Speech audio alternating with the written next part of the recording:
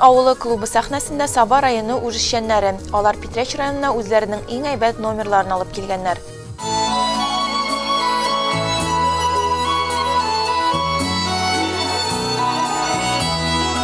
Biz bu Күн авылыннан бик үзебез шат калдык.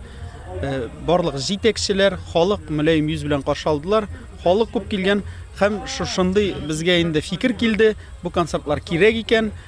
Кеше җәйкене шушындый менә сәнгатькә, мәдәнияткә сусаган вакыт була икән. Мондый концертлар традиция буенча август һәм сентябрь аенда Татарстан районнарында үтә. Питрәч районы коллективлары концерт программасы белән күрше Теләче районында булып кайттылар.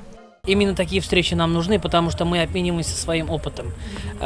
И сохранение традиций, и сохранение культурного наследия нашей республики. Это говорит о многом.